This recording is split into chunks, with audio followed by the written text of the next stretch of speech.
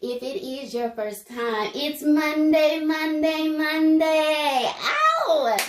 So, welcome. I'm your host, Quita, and welcome to Real Resilient Conversations, where we take different topics, and guess what? We use those topics, and we figure out ways to make you more resilient. So, if you have not met me, I'm your girl, Quita, and if you are coming back and this is not your first time, if it is your first time, hang tight with me. Hang on, see if it is something that I can say or do that can spike your interest and that can make you want to come back, of course. So we want to take the time out and say, hey, how you doing, Tracy? Hey, Chris.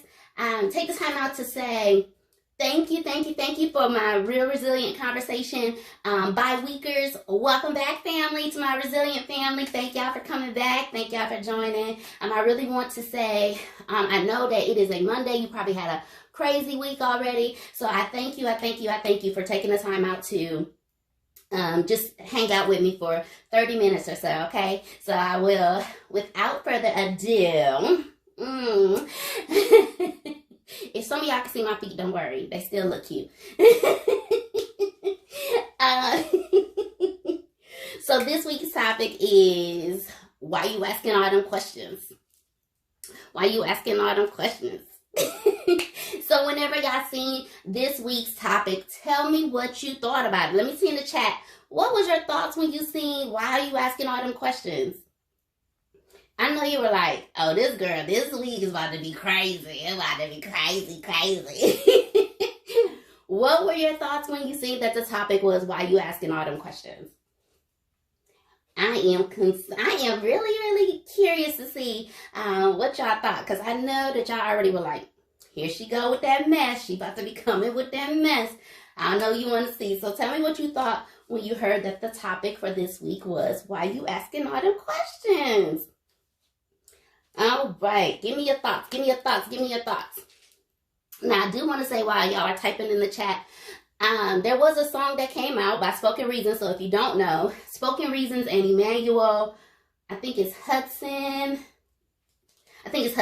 Emmanuel Hudson came out. It was probably like 2012, and that thing hit. You hear me? Everybody was, why you asking all them questions? Asking all them questions. Why you asking all them questions? So everybody was on it, right? Everybody was trying to figure out, they was throwing it back. Why you asking me all these questions? Why you questioning me? So 2012, all right, working on communication. Somebody said, what am I planning now? I know, y'all never know with me. So when it came out, it was, the talk of the town. Everybody wanted to know, why you asking all these questions? So when somebody say, can I ask you a question? What's your immediate response? Are you like, here we go? Or that dreadful, we need to talk. Like, oh, Lord, nah, not today. Right? So when somebody says, can I ask you a question? Or do you mind if I ask you a question? You kind of like, I kind of do. Or are you really ready to hear what they got to say? And I know that for different people, it can come across different ways. And the reason why I say that is, for some people, it's a fair game. I can ask all day, any day. Hey, do you mind if I ask you a question? And they're like, yeah, sure, what's going on? And I think part of that has to do with the person. So if you are at a place to where you are able to, you have already developed that relationship, developed that foundational piece. When you go to them and you say, can I ask you a question? It's automatically, of course it is. Of course, what you got going on, right? Because, people new to a job, they ask questions to learn a new skill or to learn about their job. Innovators or people that invent things for clients, they ask questions in order to figure out what their clients' needs are. And let's see, thinkers are always thinking. They're always asking questions. And why is it that they ask questions all the time? Why do you think that those people are always asking questions? Tracy said, you will get one question. That's it. Why are thinkers always asking questions? And from my interpretation, thinkers are always asking questions because it is the fastest way to get an answer. It's the fastest way to get information, right? I am big on, at least children, I'll put it that way, children asking me questions. Why? They haven't been on this earth long enough to know everything that you expect an adult to know. So I am more apt to say, what is it that I can do for you, young child, young person, versus an adult that I feel like should have taken the opportunity to further expand their knowledge. They should have been asking these questions at a younger age. Is that the right way? Is that the right answer? The answer is no. There are just some people who are not exposed to everything all the time. So, sorry, y'all. So I say that to say, whenever I am thinking about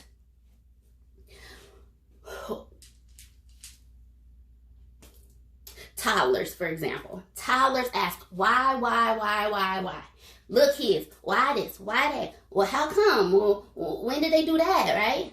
Whenever they are asking the why questions when they are a toddler is a little bit more understandable, correct? Correct me if I'm wrong, y'all. This little piece of paper don't want to stay, y'all. So if that's to keep me on my time scale.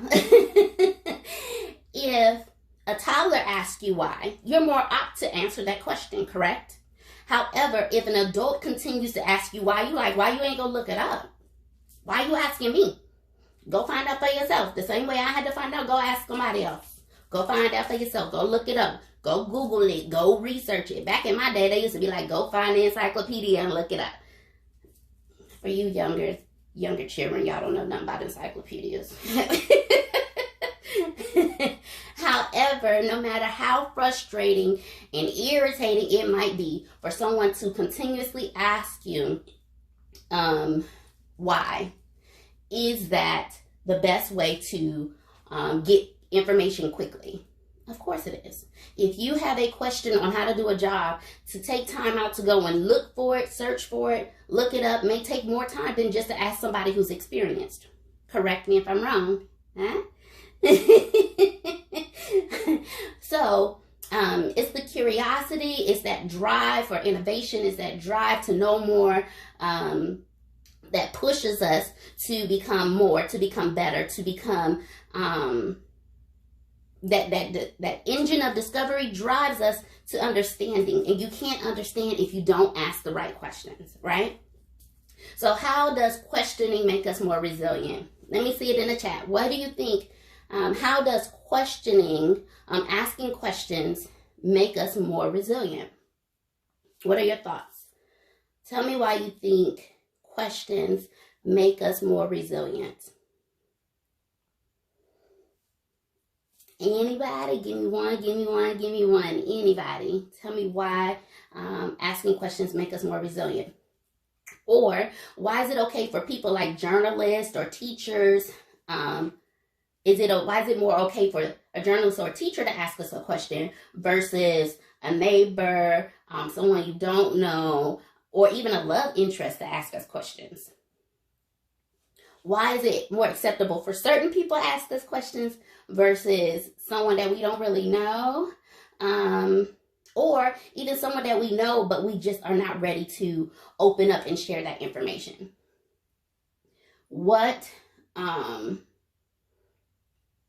Okay, I agree. It will help your trajectory. So if you are, when you're looking at being more resilient, in order to get you or to thrust you into where you need to be, what do you have to do? Ask questions in order to gravitate towards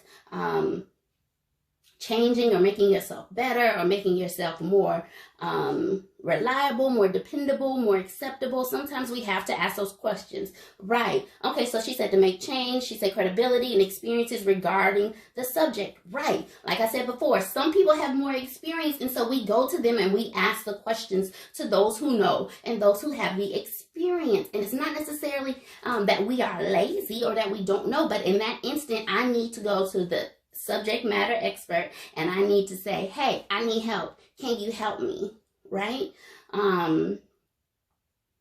So with that being said, how I said that, why is it okay for a teacher or a journalist to interview us or to ask questions instead, or even when a neighbor or a love interest asks us questions, we're a little bit more hesitant to answer. But if it was a teacher and they ask you a question and right away you're ready to answer. A journalist is interviewing you, you're ready to answer those questions. But when the person that you're dating asks you some questions about your childhood, ooh, they're asking why you make certain financial decisions, ooh, they're asking, your neighbor's asking who was at your house yesterday because they were parked a little too much on their lawn or whatever, ooh, right? Now you become real standoffish. Now you don't want to answer the questions. Why is that? Why is it that we're so defensive? Right? Okay, now somebody else. All right, Ian said those are jobs you can get fired only, but when it comes to your woman, that's a matter of life and death. It depends on what you did when they're asking the questions. Okay, she said also, oh, thank you. Someone else said, Tracy said that usually when they're asking questions, it could be because they have something to hide.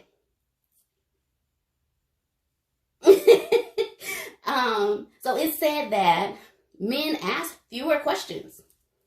That is just statistically, men ask fewer questions, and it is obviously, think about it. If you say, if you're lost, just ask the question. How many times is a man really going to pull over and ask the question? Which way is this? Right? Because they feel like they're a man. They feel like they are grown. They feel like they should not have to ask questions. They shouldn't have to ask for help, right? They tend to ask less questions also when it comes to interpersonal relationships. Why? Why do men ask less questions in reference to interpersonal relationships? Give me your thoughts on that. Because women usually ask more questions when it comes to interpersonal relationships. So because a man will ask less questions even when it comes to interpersonal relationships, who they're dating, their children, what's going on, they ask less questions, their friends. A woman's gonna ask all kind of questions, and we want details, right? So then it's usually the man that's saying, why are you asking all these questions? Because I need to know. I need to know. And I can't know. I don't want to assume, because when you assume, it makes what? I ain't gonna say it, but y'all already know. Y'all already know. So women usually don't ask questions when it comes to high stake professional type of environments. When it's in a professional environment, they usually stand off because of their job, right? Because they don't want to get fired, because of, if you go back and you look at how much a woman makes versus how much a man makes, women, we can't afford to get fired, all because we asked a question, right? So then we usually sit back and then we'll go and ask our friend later, like, hey girl, I got a question. She's like, why you didn't ask that? And I'm like, no, I'm not asking that there. I'm gonna ask you. So also people with higher degrees. This was interesting to me. People with higher degrees ask less questions. And I was like, well, why? But you have to remember, the expectation of a person that has a higher degree is that they already know. They've been through years of school. They know more. They've experienced more. They have more input. So why do they have to ask me anything? Why do they have to ask me any questions? So the opportunity for them to ask questions has decreased because of their embarrassment or their intimidation of what it may look like for them as a person. So we have to be cognitive of are people not asking questions because they're embarrassed or they're intimidated? So to open up especially in a professional environment, say, hey, I want you to be open and honest. This is a safe space. And to create that safe space means that you have to be open and honest about really letting them be able to be themselves and open up and ask the questions. And asking the question does not necessarily mean that if they did something wrong that they will not be reprimanded, but to understand why you're being reprimanded. And that also goes back to children. If children do something wrong, we're asking questions. We're asking questions so that we can correct the behavior and make sure that they understand why it is inappropriate. Okay, so back to people that have degrees. Ha, see? Back to people that have degrees. When it comes to a professional versus non-professional environment. Non-professional environments, who do you think asks the most questions in a non-professional environment? A non-professional environment or interpersonal questions, I kind of gave y'all the answer already. Who do you think asks the most questions versus a man versus a woman? Or a male versus a female? I'm gonna give y'all a couple seconds. Going once, going twice. It's the female, it's the woman. And the women ask more questions because, why? We like details. Women usually ask questions because they want to, they look at, similarities or connecting experiences, right? We're looking at what is it that we have in common versus what we don't have in common. And I won't know what we have in common versus what we don't have in common unless I ask the question. So I found that people don't ask questions also because of a fear of feeling like they are questioning the way a person does something, the way a person thinks, or the way a person acts, and that other person starts to feel attacked.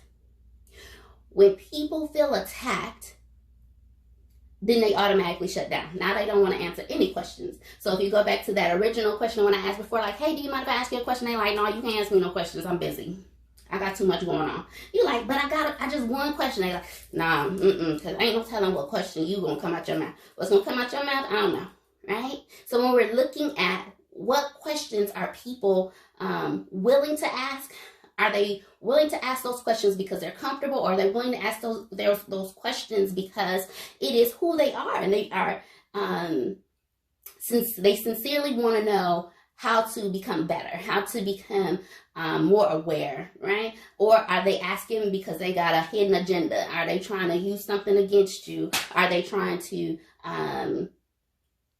use your name in a negative way, right? So when we're thinking about that, we have to really say, what makes this person or this thing seem more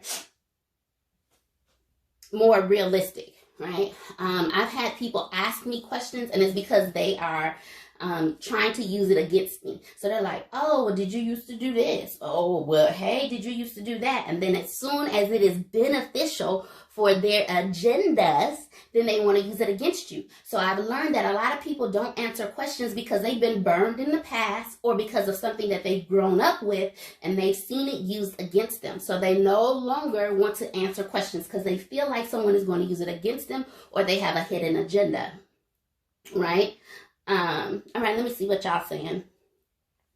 Right, so Natasha said that she asked questions because she don't want to have to wonder about anything. As soon as I have to wonder about what's going on, why you chose to do it, why you chose not to do it, it leaves too much for, it leaves the option of things going wrong, if that makes sense. Now I have the opportunity to make it what I want it to be versus what it really is, right? And Kiana said, I don't feel like it's the question as much. It's, how you're asking it. So you already jumping into my notes, girl. I like that, right? When you are jumping into, when it is about how you ask the question. So if you ask the question and you say, hey, I got a question. Hey, I was just trying to, the more I'm trying to get to know you, or the more I'm trying to get to know the process, I really want to just, for clarifying purposes, is this A, B, C, or D? Versus, so I heard this, that, and the other. So what's the real deal? What's up? It ain't none of your business. It's not. It's not a response. Why is it like that, right? Okay, there you go. So either Dr. Smoot said, why question the past when the question should focus on the future? I have been a big, big supporter of that. Thank you, Dr. Smoot. I say the same thing. If you cannot focus on the future and the future that I can provide with you or for you, in reference to relationships, in relation to friendships, in relation to the career, then there's nothing left for us to discuss, right? Right. She said questions should be intentional. Very much so. I agree, Kiana. If your questions are not very intentional about why you're asking me, then I'm wondering. Usually if they ask those questions, I say, can I ask the reasoning for the question? So that passive aggressiveness comes into play sometimes, but that's okay. So when I'm asking, I'm saying, hey, I just wanted to know where that came from. That's kind of a question that most people don't ask. Can I ask where that came from, where that stemmed from? And it's usually from another person. It's from what somebody else heard, or what somebody else showed them. It's not necessarily what they know of you as the person, right? So I have learned to let people think what they want to think. And if you choose not to ask me the question and you choose to assume, I let you assume what you must, because you will not make a out of me. All right. So of course we should not ask questions if it is to find a culprit, embarrass somebody, try to put them to shame, right? Like we were just talking about, trying to focus on the past and who they used to be, because every day we should be determined to become better. Better than I was yesterday, better than I was last week, better than I was last year, better than I was 5, 10, 15 years ago, right? So if you, I do ask, when it's a question that I feel like they have ulterior motives, I do ask or answer the question with a question. I do. So anytime that we're asking questions, once again, to appear better or bigger than someone else, oh, well, I have this degree, oh, I've been here, oh, I know these people, so why are you here? Why do you wear that? Anytime you want to feel superior, don't ask me no questions. You want to create fear. So looking at this on a darker side, I guess, if someone is trying to incorporate fear, like what is it that you're afraid of, and trying to use that against you, that type of thing, don't answer those questions. Trying to manipulate, or even to try to play the victim. Why would you do this to me? Why would you treat me this way? Why would you? They're trying to play the victim. So we have to be aware of how that those particular questions can make a person shut down or feel like, this is why I don't answer questions. This is why. Right? However, we should ask questions to acquire knowledge, to eliminate confusion, because confusion is not of what? Is not of God. So I don't try and deal with nothing that causes confusion. So I ask the questions. I ask, what is it exactly that you want with me? Are you really trying to get to know me? Or are you really trying to use this as a way to get whatever it is that you want? Is this a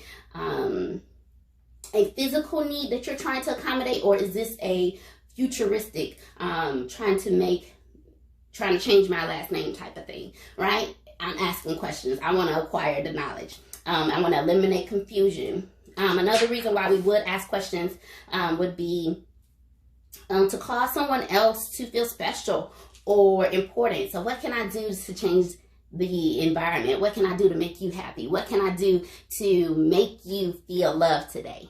I ask those questions all the time. I have my own set of issues. However, whatever I can do to make your day better, whatever I can do to make your evening more important, make you feel more important, what do you think, what is it that you think I can do to make you feel more special or more important? All right, Dr. Smoot said, what do you recommend as the most significant question that must be asked in a relationship? I feel like, what is it that you're looking for? There's quite a few questions that I have on my list, which is not necessarily good. Pastor Mike Todd told me rip up the list. However, I still got a little list.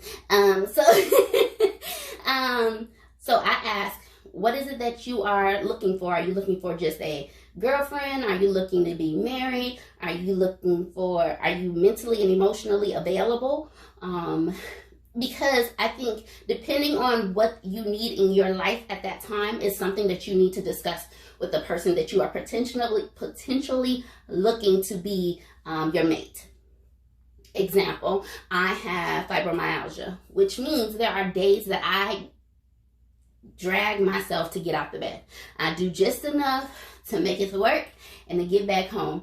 And after that, I am drained, right? But if someone is expecting me to still cook, clean, have a business, run everything all by myself, take care of children all by myself, I can't do that. And if there's a time where it comes where my body shuts down, are you able to provide the care that I need in addition to our children? And most people are not ready to deal with that. And so I have to say, if you don't understand, he said, and cut the grass. We can pay somebody to cut the grass. But if someone is not emotionally or financially, because I'm not expecting you to take care of me per se financially, but just to take care of the household if household things did come into play. Emotionally, financially, and mentally. So mentally is if you have mental health issues. Emotionally, are you ready to love, and do you know how to give and receive love? Two separate things in my mind. So if you're not ready to give those things openly and receive those things openly, then at some point I have to say, I appreciate your time, but I think this is where we cut our ties. Thank you, Dr. Smoots. Let's see. Okay, she said, what are your intentions? Exactly, because like you said, some people do not intend on being married. They've been married before. Some people don't want to have children. And I'm like, I want to have at least one. And they're like, oh, not so much here. And I'm like, that's fine. I appreciate your honesty. And I really hope that you find what it is that you're looking for, because I want at least one. Well, Quita, then you can't be on your medication. It's going to be hard. I understand it's going to be hard. But if that is the one thing that I'm asking you for, if you cannot provide that to me, then please don't expect me to stay around and wait. All right. So I am a couple minutes over. I started 5 minutes late. So y'all give me 3 more minutes. And I promise we out of here, okay? All right. So, let me see. Okay. How about this one? Gain empathy. So I cannot empathize with you, in order to help you or to be there in support of you, unless I understand what you're going through, unless I understand what you have. I can in a broader view, but if I want to hone in on what exactly it is you want me to pray for, you want me to help you with, I have to ask questions, right? So I can understand your point of view. So that's why when Dr. Smoots asked the question, if I had further questions in reference to his question, I would have asked in order for me to be able to provide him with the exact answer in which he was kind of looking for. I can't give him that. I can't be empathetic to someone else's needs if I don't understand their point of view. Does that make sense? Make sense?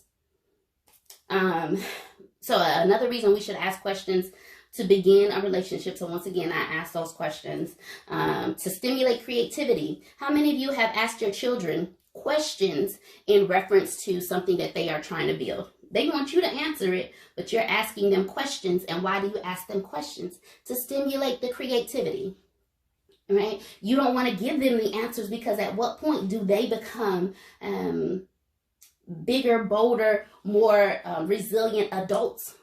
All right, we want to create resilient adults, and we want them to understand creativity. We want them to be able to ask questions in order to gain further information on how they can grow and develop as a person.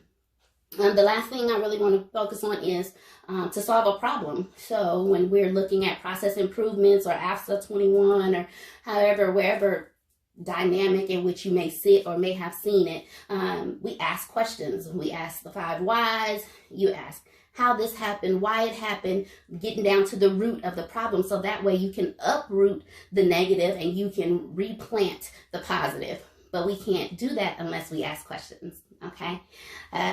So once again, I urge you to ask questions, but be mindful of your tone, be mindful of your nonverbals, and overall your intentions. All right. Your intentions on asking the questions. So we become more resilient when we learn how to ask the right questions for the right reasons. All right, y'all, that is my time. I have gone right at 30 minutes because I started 5 minutes after. So join me in 2 weeks on 23 August at 8 p.m. Central Standard Time, same place, same time, as we talk about press and seal. You like, what? I know that y'all seen it. I think it's Reynolds, maybe press and seal. We'll be talking about press and seal. Please come back in 2 weeks on the 23rd of August at 8 p.m. Central Standard Time as we talk about press and seal. I know y'all are wondering about where I come up with these topics. It has got to be God-given. So I cannot wait to see you in 2 weeks. Until then, love, peace, joy, and happiness. I love y'all. Thank you for tuning in for 30 minutes, and I hope to see y'all again soon. See ya.